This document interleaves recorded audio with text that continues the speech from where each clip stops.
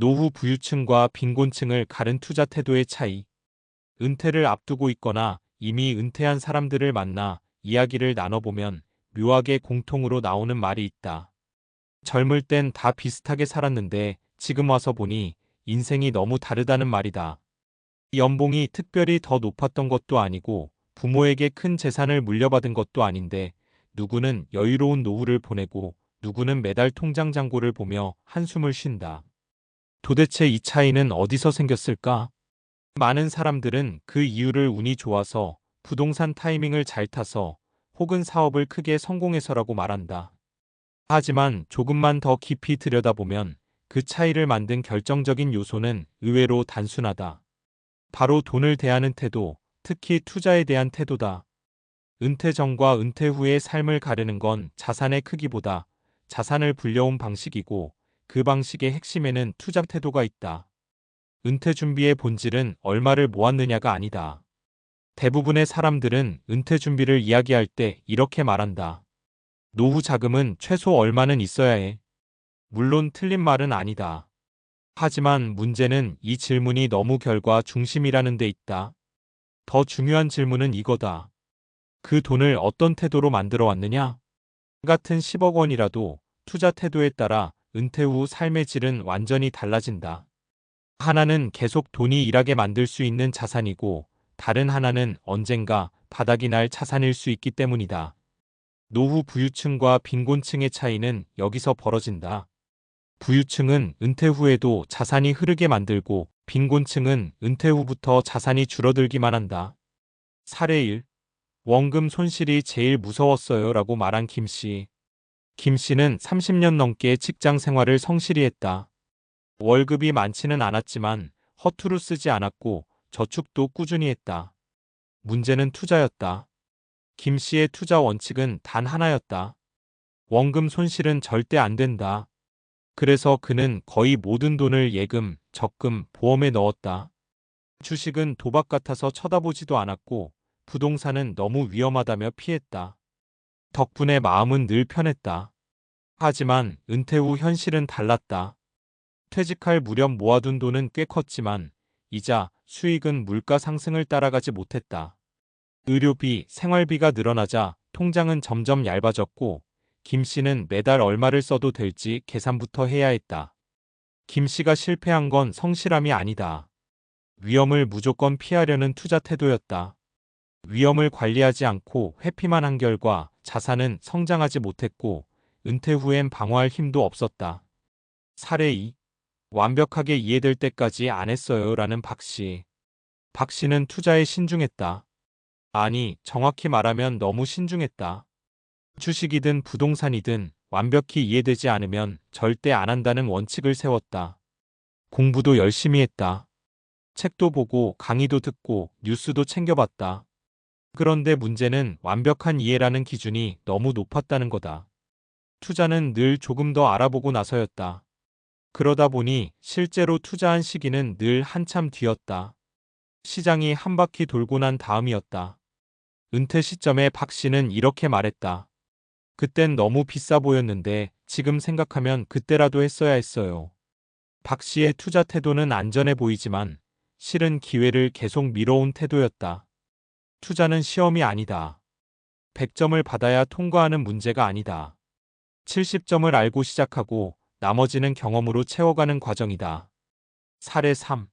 작게라도 계속 해봤어요 라는 이 씨. 이 씨는 특별히 돈을 잘 버는 사람이 아니었다. 하지만 투자에 대한 태도는 달랐다. 그는 항상 이렇게 말했다. 모르는 건 맞는데 안 해보면 더 모르잖아요. 처음엔 소액으로 시작했다. 주식도, ETF도, 연금 투자도 다 작게 경험해봤다.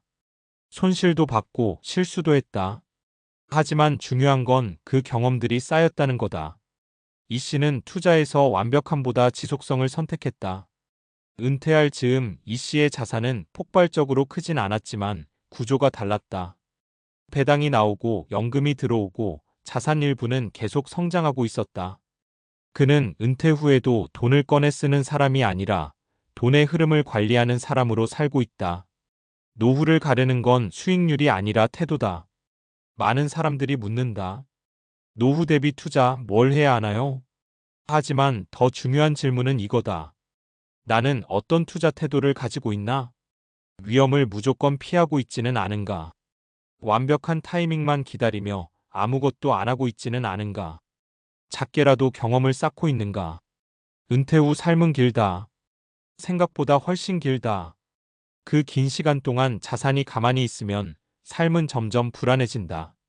반대로 자산이 조금이라도 움직이고 벌고 방어해 준다면 삶의 태도도 달라진다. 노후 부유층과 빈곤층을 가른 건 큰 한방이 아니다.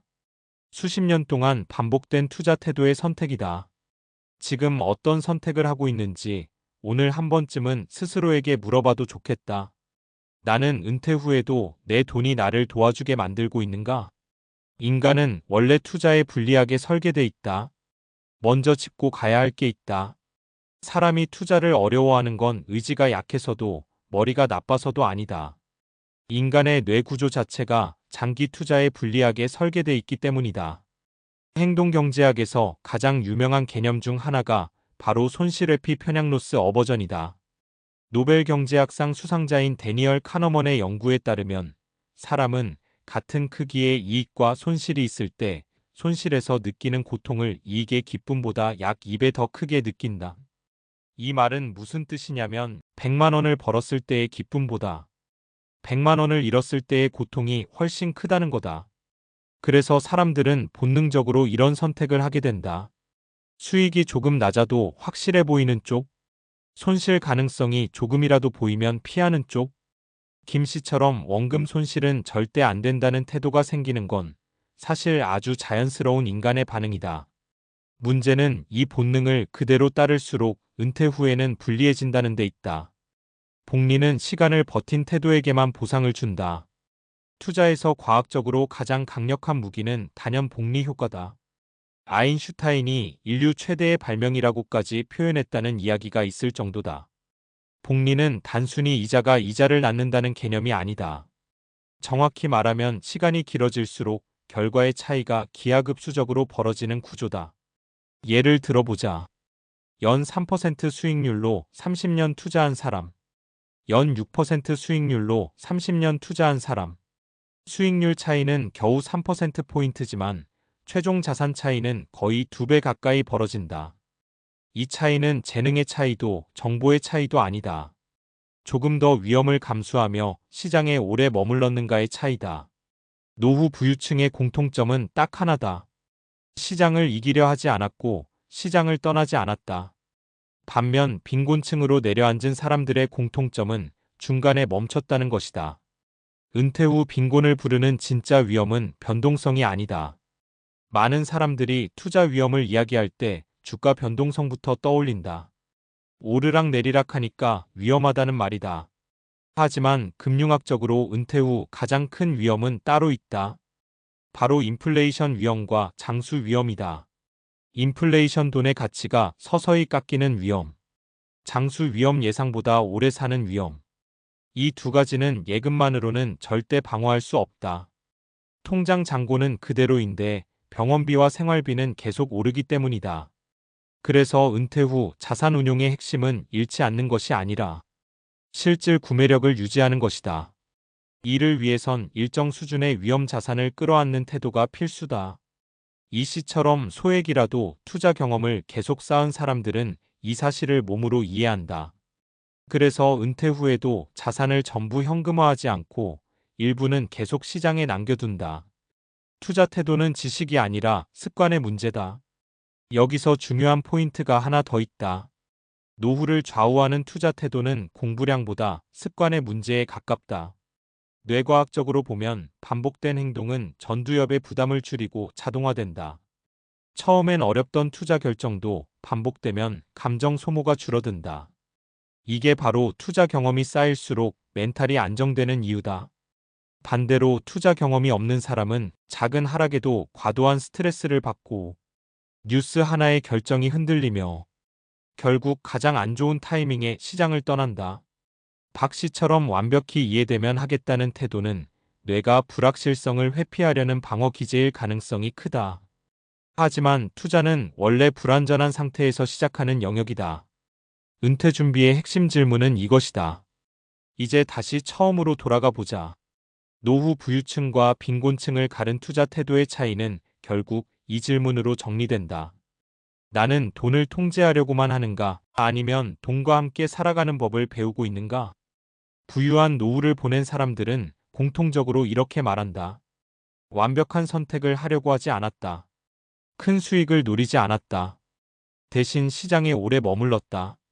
은퇴 후 삶은 결과 발표가 아니라 과정의 연장선이다. 지금의 투자 태도는 몇십 년 뒤 생활비와 감정 상태로 그대로 돌아온다. 그래서 은퇴 준비는 어느 날 갑자기 시작하는 이벤트가 아니다. 오늘 돈을 어떻게 바라보고 어떻게 다루는지에 대한 태도의 누적이다. 지금 이 순간의 작은 투자 선택이 미래의 당신에게 괜찮다고 말해줄 수 있을지 그 질문을 오늘부터 조금씩 던져봐도 늦지 않다.